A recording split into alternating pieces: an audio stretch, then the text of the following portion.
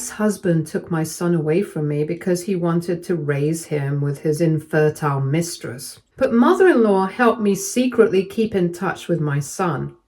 When my son finally turned 14, he said, "It's time for your payback, Mom." What we did to X and his mistress was just pure karma. My life had been a mess ever since I discovered my husband's affair. Yes, my husband Nick cheated on me after 12 years of our marriage. I always thought that we had a happy family. Our son Gabe was the apple of our eyes, and the three of us made a picture-perfect family. You can imagine my shock and devastation when my husband randomly locked me out of the house one day when Gabe was 10. I was confused because I had gone to visit a friend and didn't know that I would never step back into my house again. All my husband said was, "I found someone better who's not a sore loser like you. I'm tired of you and want a divorce." What are you talking about, Nick? We've been married for 12 years. You're kicking me out and divorcing me for a random woman? She isn't a random woman. She is the love of my life, and this house belongs to me. You signed me a prenup, so you know that I don't owe you anything. I was a crying mess. We had a huge fight. But I knew that nothing would come out of it. Nick was serious, that he wanted a divorce. I didn't want to stay with someone who cheated anyway. All I wanted was to take my son and leave. But Nick didn't allow that. That night, I had to leave without my son. I had no place to go, so taking Gabe along would be useless. I didn't want to jeopardize his safety while I looked for a job and a place to stay. In the next few weeks, I slept on my mother-in-law Ruby's couch as I looked for jobs. Then, after I found a decent one, I got myself a shared apartment which was super tiny and not in the best part of town. It was unfortunately all I could afford. I tried getting Gabe back, but Nick made it impossible. He wouldn't even let me see my son, and I couldn't do anything about it. I went to court for the divorce and had a nasty custody battle with Nick. He was trying hard to make sure he had some custody of Gabe. This was all shocking to me because he wasn't around Gabe much because of his job. Still, he wanted full custody, and it started to look like he would win. I was already mentally in a bad place, and the possibility of losing Gabe made me crazy. One day, I confronted Nick and demanded answers from him, saying, Why are you doing this, Nick? Why are you trying to separate Gabe from his mother? My son already has a new mother in his life. He doesn't need you." "You can't do this to me, Nick. You can't take my son away from me." "Oh, I can, and I will, Lisa. Watch me do it. I already got emergency custody. Now I will make sure to get full custody so that you can never get visitation." I had suspected that Nick was trying to isolate my son and cut off his connection with me. But I hadn't expected him to accept this fact with so much pride. He was literally proud of himself for taking my son away from me. He told me that he had been preparing to get full custody of my child and stop me from seeing him at all. When Nick said that, I started to panic and said, No, please don't do this, Nick. I need my son. I need to be in his life. He needs me. I told you, Lisa, Gabe already has a new mother and he doesn't need you. Why can't you just have your own children? Your mistress already has you. Why does she need my son too? I had no idea why Nick was trying to separate me from my kid. I had literally left his life without any complaint. I didn't cause any trouble and didn't even ask for anything. Nick had made sure that I would get nothing in a divorce, so I couldn't even get a cent from him. I didn't complain and focused on getting my life together for my child. But Nick wasn't letting me live in peace. He was trying to take my son too. I couldn't understand why until he said, "Oh, believe me, Lisa, if we could have kids of our own, I wouldn't have bothered with so much trouble. I would have just upped and left." What? What do you mean, Nick? My girlfriend is infertile. I wish we could have kids of our own, but we can't. But I already have Gabe. He will complete our perfect family. So you're separating my son from me just because you cannot have children with your mistress? How can you be so cruel, Nick? Nick gave me no more replies. He simply told me to get off his property and never come back. I stayed on his porch crying and begging to see my son, but my prayers were not heard. Instead, Nick and his mistress yelled at me and threatened to call the cops if I didn't leave the property. I was literally on my knees begging for mercy, but it didn't move them at all. I was willing to destroy my dignity only to have my son back. But Nick and his mistress were made of stone. Nothing could move them. I cannot stress enough how hard I tried to get custody of my son. I was out of work for over 10 years, so finding a decent job wasn't easy for me at all. I had to work 2 jobs to support myself and somehow managed to find a shared apartment. That wasn't good enough for the judge because she thought that Gabe would be better off with his father, who had a mansion and lots of money. Nick had also hired the best lawyers, so in the end, he won full custody of Gabe. They literally rejoiced in court while I cried my eyes out at the verdict. There was nothing I could do. Some of you may criticize me for giving up so early, but I seriously couldn't do anything else. I had already exhausted my resources by hiring lawyers. The judge made it clear that the verdict was in my child's best interest since Nick had more money and could give him a better life. Nothing I said could top that. Nick's shark lawyers were no match for mine either. I simply couldn't afford to get better lawyers. I had to call it quits, or else I would have to starve myself to pay for lawyers. At that time, I learned a very important lesson. If you don't have money, you are essentially helpless. Money talks, and you can say that it was the sole reason I lost my son like that. For a few days, I couldn't eat or sleep. My son was away from me and I was all alone. Sure, I did have roommates, but it's not the same thing. A mother's pain is something that cannot be expressed in words. Sometimes I felt like ending myself. I was in a really bad place. I barely dragged myself to work in the hope that one day I would be able to make myself financially suitable to gain custody of my son. My family and friends were seriously concerned about me. During this dark time, I got help in the most unexpected way. One day, I got a call from my ex-mother-in-law, Ruby. She asked me to come over to her place to talk. I immediately went there because I needed to talk to someone. Ruby took one look at me and her face paled. She said, "Oh my God, Lisa, you look horrible. What have you done to yourself?" I don't know what to do, Ruby. I don't want to live like this. I miss my son and I need him. You poor thing, Lisa. It pains me to see you like this. My son is the biggest idiot on this planet. I don't know how insensitive and cruel he could be. I can't believe this either, Ruby. I never expected him to be so cruel to me and separate me from my son. All this because his mistress can't get pregnant. I heard about that, Lisa. It is shocking and shameful how low my son could stoop. I am truly ashamed of him. I knew that Nick and Ruby were always close because my ex-mother-in-law had raised Nick as a single mother. His father was never in the picture, so it was just the two of them. During our divorce, I was reluctant to involve Ruby because none of what happened was her fault. I didn't want her to spoil her relationship with Nick because of me. After all, they were blood. I was a nobody. But in that situation, I was desperately looking for some help. I could literally do something with any kind of help. So I asked Ruby, can't you talk to him, Ruby? Maybe make him be a little more reasonable? Believe me, I tried hard to make Nick change his mind. I already did a lot, Lisa.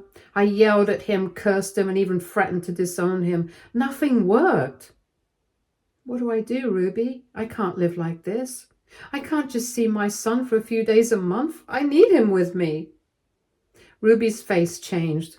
She turned extremely serious when I talked about my visitation. I had a bad feeling in my gut and knew that something was wrong.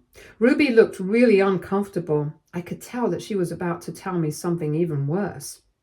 I sat there silently as Ruby looked at me with empathy and said, "There's something you need to know about that, Lisa. Nick has been making some horrible plans for you. I've called you here so that we can discuss that." "What do you mean, Ruby? What is Nick planning now? He already got full custody of Gabe. I can only see my boy once a week."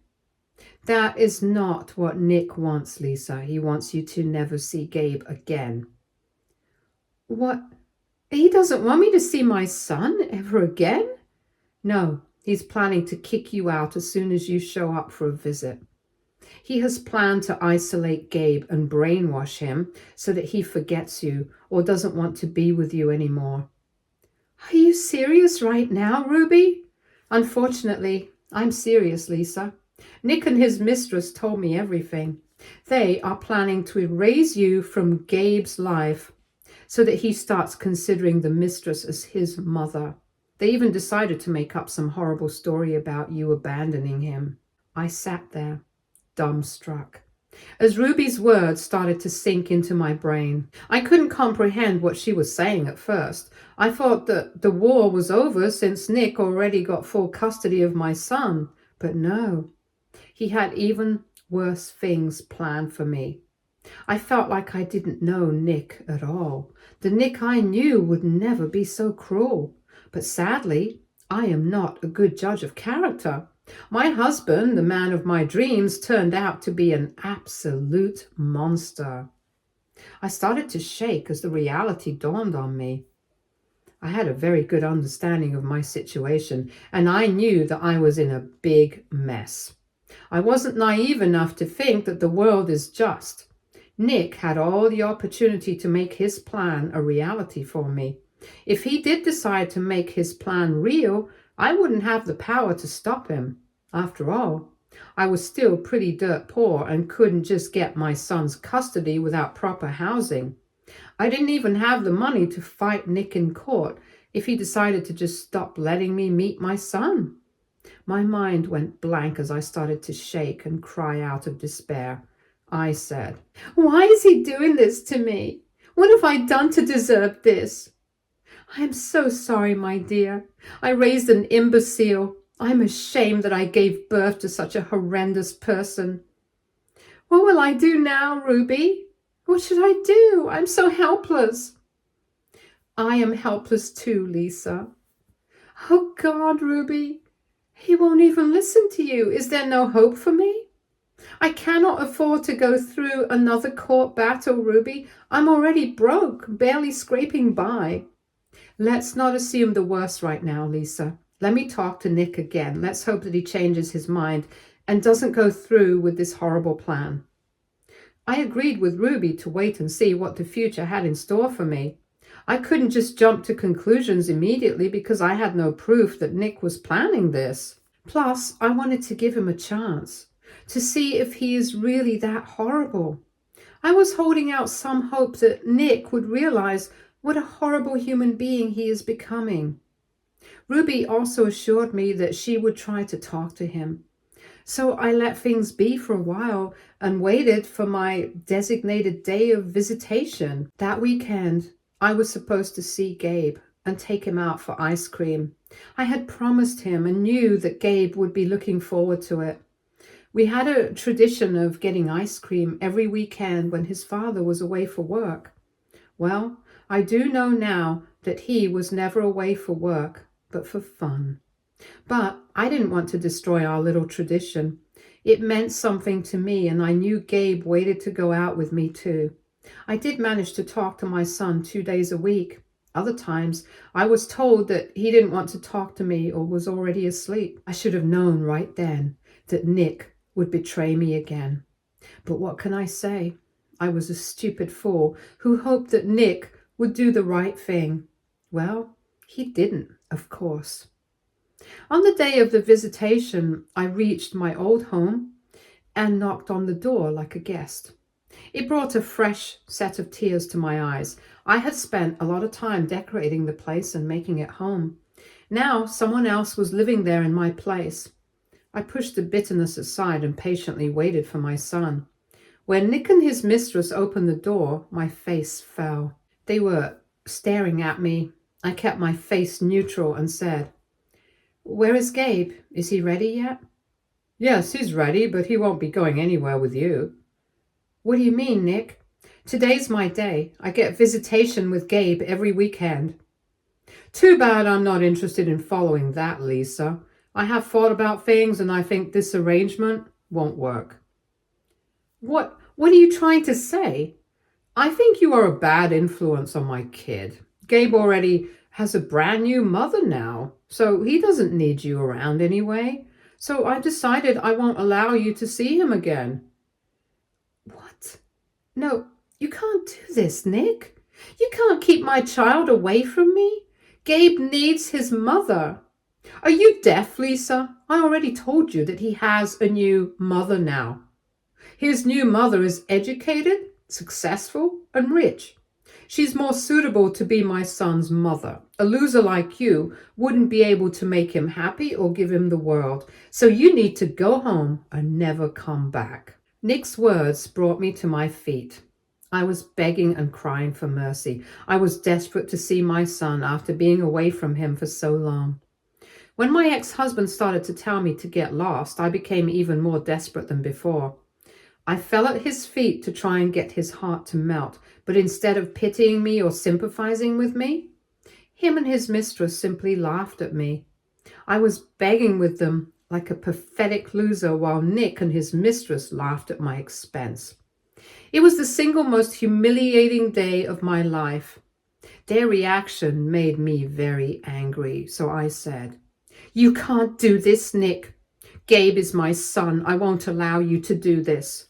"What will you do? You are a nobody, so no one will listen to you. You can't even feed yourself, so I doubt you can get good lawyers to fight me anyway. Just accept your defeat and move on. Gabe is better off without you anyway." "No, my son needs his real mother who loves more than anyone else can."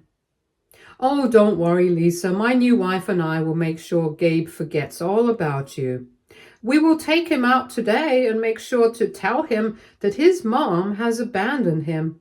It will be a matter of time before he starts to prefer my new wife over you." "You and your wife are horrible human beings, Nick." Yeah, whatever, loser. Now that we're done talking, you better leave before I call the cops and tell them that you're acting violently. Believe me, Lisa, you can't afford to have another court case on you right now." "Fine, I will leave, but I won't let you get away with this, Nick. This is my promise. I won't let you keep my son away from me." I knew then that Nick and his mistress were capable of a lot of things. I didn't want to stay back and take chances. Who knows what lies he would have created. Maybe he would have gotten me arrested and taken away whatever rights I had to my child. Despite everything, I didn't want to lose my visitation rights on paper. As long as I had those rights, there was some hope. Still, the incident made my heart break into 1,000 pieces. I don't know how I managed to keep it together while I was on the road. I was on autopilot as I drove to Ruby's house. When I reached her place, I collapsed on the couch and cried hysterically. Through my tears, I said, "You were right, Ruby. Nick didn't let me see Gabe. He basically chased me out as soon as I was at his front door. His mistress just stood behind him and laughed." "Oh my God, that is horrible, Lisa. Did he really do that?" "Yes, Ruby. He didn't listen to me at all. I begged and cried. I tried everything." Even I tried hard to drill some sense into Nick. We had a shouting match, but things didn't end well for me. Nick basically threatened to go no contact with me and keep Gabe from seeing me too. So I had no choice but to keep my mouth shut. I'm doomed, Ruby. I'll never see my son again. Nick and his mistress will poison Gabe against me. My son will hate me. No, Lisa, none of that will happen. I will not allow that to happen. I looked at Ruby and saw that she looked really mad. To be honest, I'd never seen her so angry before. I mean, I had known this woman for over a decade and still hadn't seen her lose her patience or get so angry. Ruby was thoroughly pissed off. Her face and voice gave that away. She said that she wouldn't allow Nick to keep Gabe away from me or make up stories against me, but I didn't know what she could do to help me. So I was a little unsure when I said, But what will you do? Nick is threatening you as well. You did try to talk to him, but nothing came out of it. Listen to me, Lisa. You will see Gabe, and so will I. Nick wouldn't know a thing about it.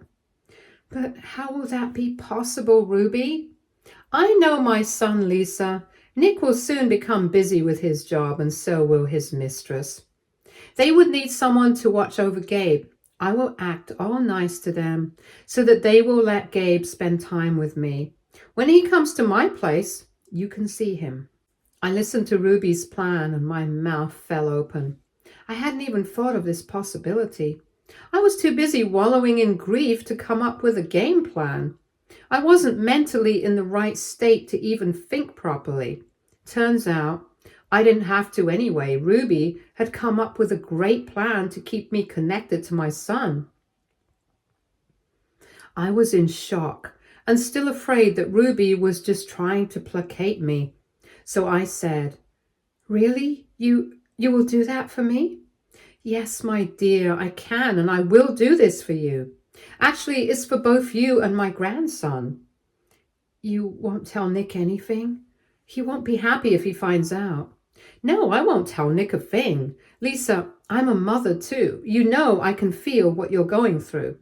I cannot sit by and let Nick do whatever he wants. We will do our best so that Nick doesn't find out. Guys, I will say it right now. I owe Ruby my life. This woman kept her promise to me and did everything she promised to do for me. I am alive because of her. I was in a very dark place in life when I even contemplated ending myself if I couldn't see my son and learned that he hated me. I really would have done it because I am nothing without my son. Ruby was my savior, and she saved both me and my son. From that day, she became the mother I never had. Ruby started to appease Nick and quickly got back into his good graces. She even started to hang out with his new wife and talk trash about me to make her believe that she liked her better.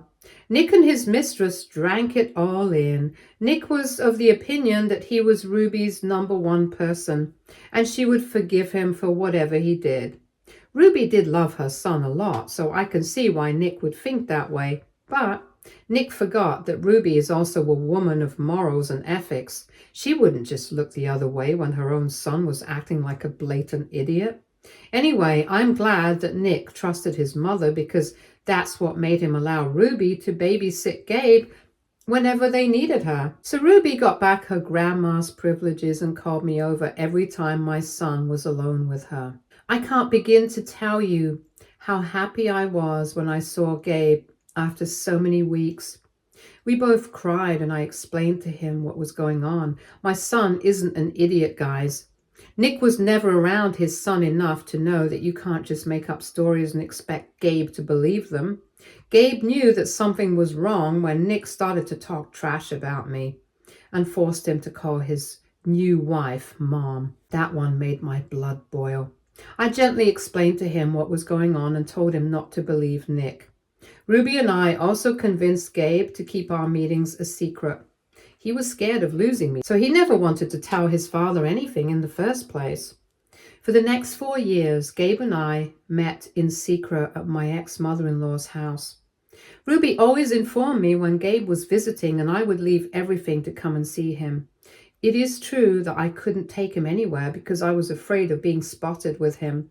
Gabe understood that and never held it against me. He was also acting very civilly at his dad's house so that he and his wife wouldn't suspect anything. I spent much time working and gathering enough money to at least put down a deposit on a small apartment. My son's safety and security came first to me, so I wanted to be prepared for the day I would be able to get him back. Thankfully, Nick never signed up for child support, so I could save a lot by living frugally. I was able to put down a deposit on a small 2-bedroom apartment with Ruby's help. Yes, she gave me some money too. It was a decent apartment in a safe area, perfect for my son and I. A few days later, when I visited Gabe at Ruby's house, I told him all about the apartment. He looked happy and said, "Wow, that's great news, Mom. So when are you taking me there?" "I'm not sure, Gabe. It's actually not very far from your father's office.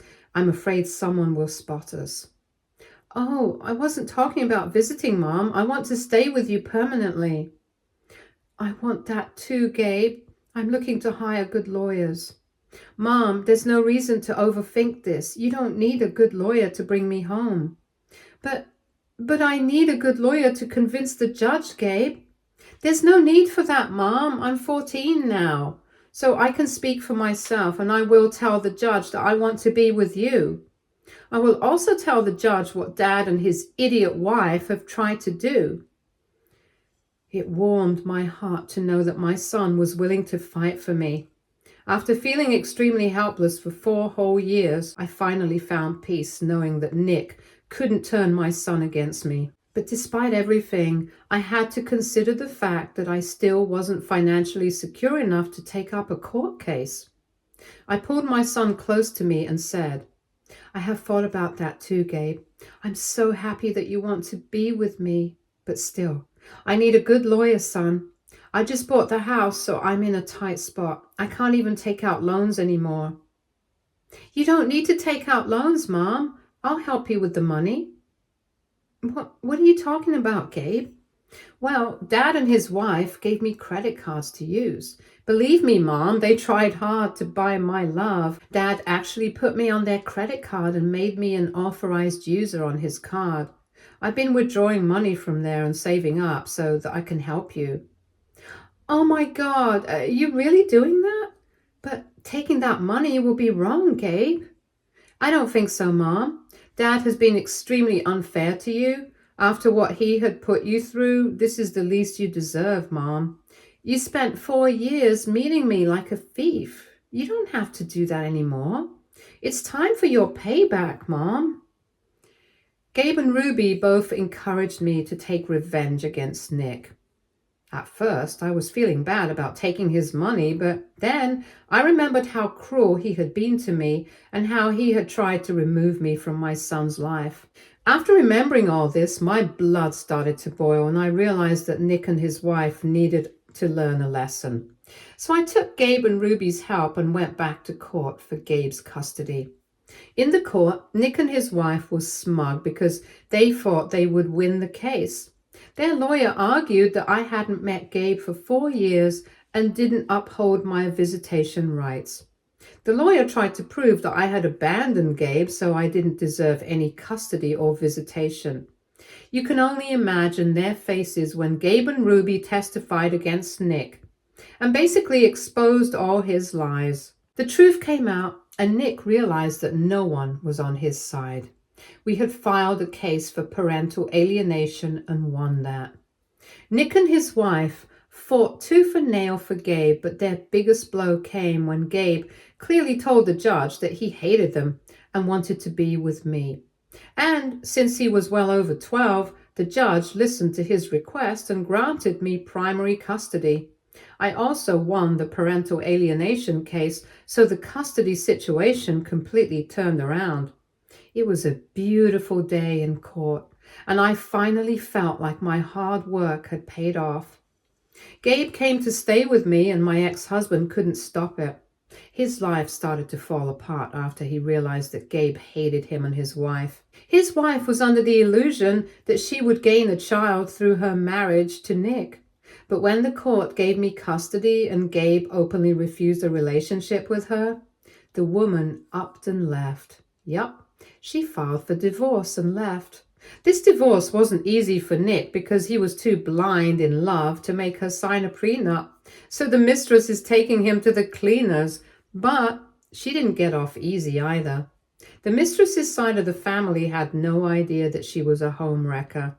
They just believed her when she told them that I had left my husband and child for selfish reasons.